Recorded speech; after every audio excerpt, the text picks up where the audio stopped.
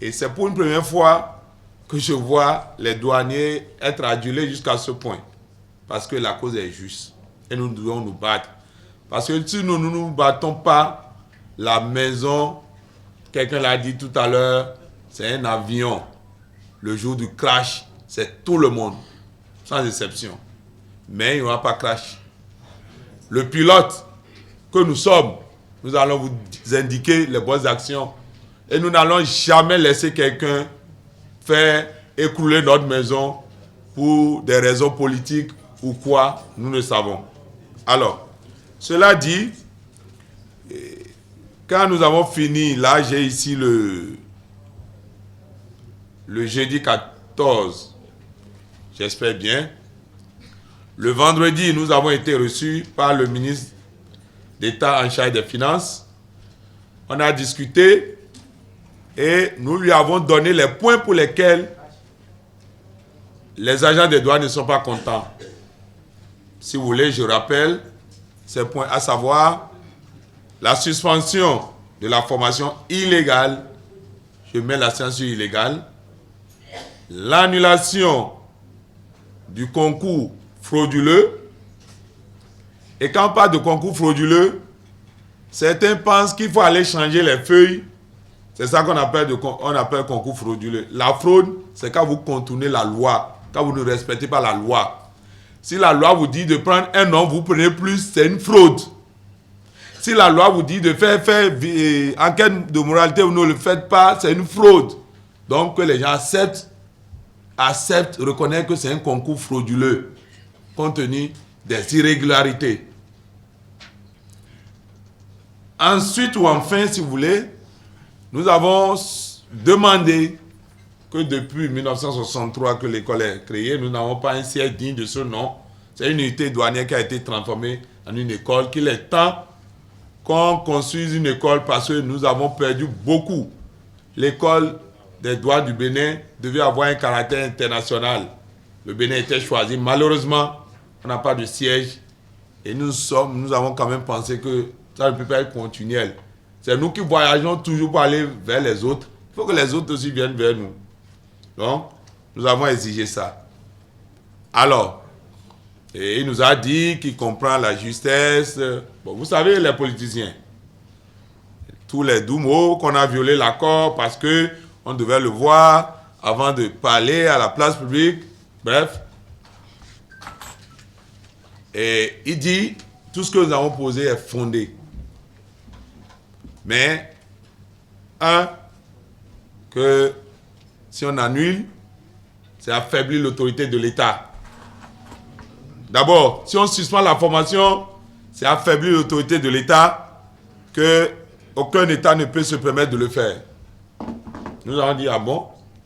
Mais qu'est-ce qui vous coûte? Est-ce que vous reconnaissez que la chose est illégale? Mais pourquoi ne pas revenir à votre position pour vous conformer à la loi? L'autre chose, voilà, annulation, qu'aujourd'hui on ne peut plus annuler, et même on ne peut plus diminuer, c'est l'enfant de qui il faut sortir pour laisser l'autre, patati, patata. Mais que la constitution de l'école, que ce serait un sursaut d'orgueil pour lui d'avoir posé la première pierre de l'école, qu'il est prêt, on n'a qu'à lui faire des fiches, lui faire des propositions, qu'on aura 2 milliards tout de suite pour la constitution de l'école sur les charges non reparties. Nous avons dit, Monsieur le ministre d'État, ce n'est pas respect pour vous que nous sommes venus, parce que l'AG, qui est au-dessus de tout autre organe, nous a dit, normalement, si vous ne prenez pas un acte pour la suspension, on ne devait pas entamer quelques négociations que ce soit.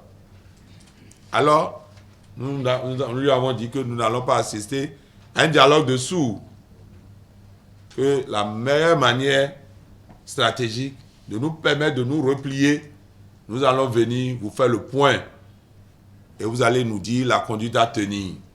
Entre-temps, vous avez demandé qu'on prenne les dispositions. Nous avons déposé dans les délais légaux la motion de grève. Tout, on l'a fait, on a respecté la loi. Donc, tel que vous l'avez indiqué, demain, nous devons aller en grève. Et vous avez demandé que cette grève, ou bien dans la lettre, nous avons dit que cette grève sera précédée d'un sitting. Je crois que demain, normalement, on doit pouvoir observer ce sitting. Mais avant de vous donner la parole, je voudrais vous rassurer, parce qu'il y a des mauvaises langues qui racontent partout que nous n'avons pas le droit de grève. C'est faux et archi faux. Je vais vous expliquer. Vous savez, en droit, parce que nous avons consulté des juristes, tout ce que nous faisons, nous prenons les dispositions légales. En droit, quand il y a deux lois, il y a conflit entre deux lois, surtout en ce qui concerne la fonction publique, c'est le statut particulier ou spécial qui l'emporte sur le statut général. La loi de 2011 qui nous a interdit le droit de grève, c'est une loi d'une portée générale.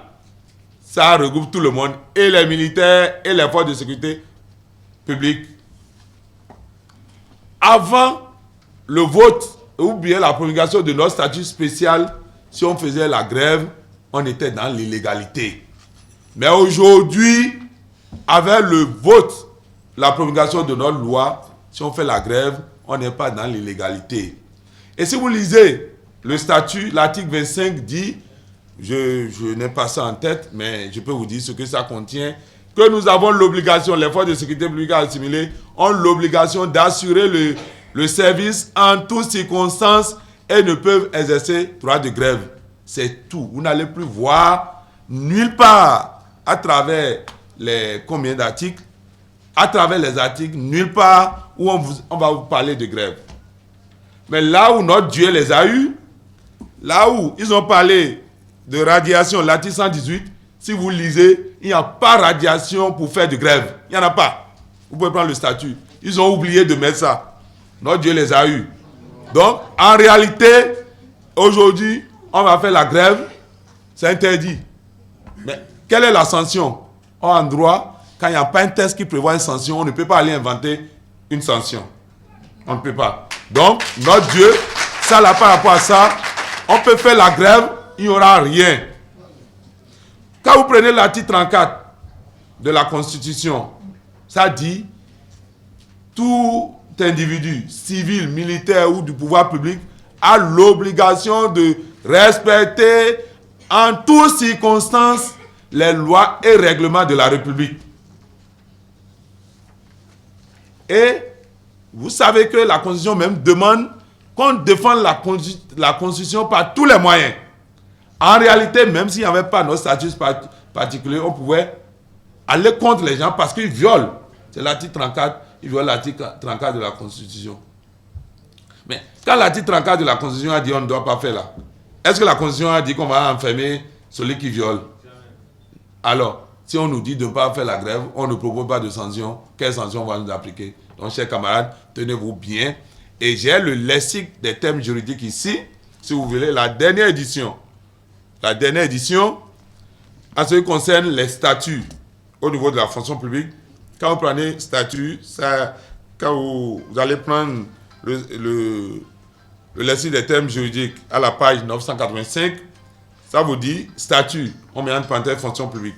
Dans le droit de la fonction publique, ensemble des règles définissant les droits et obligations de l'ensemble des fonctionnaires. Et plus loin, on dit, on peut avoir le statut général et des statuts particuliers. Ceux-ci, écoutez, les statuts particuliers, ceux-ci pouvant contenir des dispositions dérogatoires à celui-là, c'est-à-dire la loi de portée générale. Donc, à partir du moment où, dans nos statuts, on ne peut plus nous appliquer un autre texte en dehors du statut spécial qui nous régit. Par rapport à ça, je vous rassure et je vous dis qu'il n'y aura rien en faisant la grève. Alors, cela dit, nous allons rapidement peut-être vous donner la parole, puisque vous avez fait le point. Et bon, ils nous ont fait comprendre que le ministre a dit que ces portes sont grandement ouvertes, que bon, lui, il aimerait qu'on continue les discussions et autres. Ben, moi, nous ne voulons pas être Et nous ne voulons plus avoir droit ou assister à un marché de dupes. Par rapport à ça, nous sommes revenus pour vous dire la conduite à tenir. Et vous allez savoir, et la mort de notre camarade Méfait, normalement, devait nous faire pleurer. C'est vrai que le camarade a été malade. Mais c'est au cours de l'exécution du service qu'il a fait un accident, si vous vous rappelez. Il a fait un accident grave. Qui s'est occupé de lui? Jusqu'à ce que ça a entraîné une maladie. Le collègue est où aujourd'hui? Il est mort. Au même moment, nous souffrons, nous cherchons l'argent que les gens dilapident comme ils veulent. Et vous voulez qu'on se taise? Non, ça ne peut pas continuer comme ça. Quand vous êtes malade, ce sont vos parents qui s'occupent de nous. Mais il suffit que quelqu'un ait quelque chose, rapidement il est déjà évacué. Mais nous autres, nous qui cherchons l'argent, on nous met où?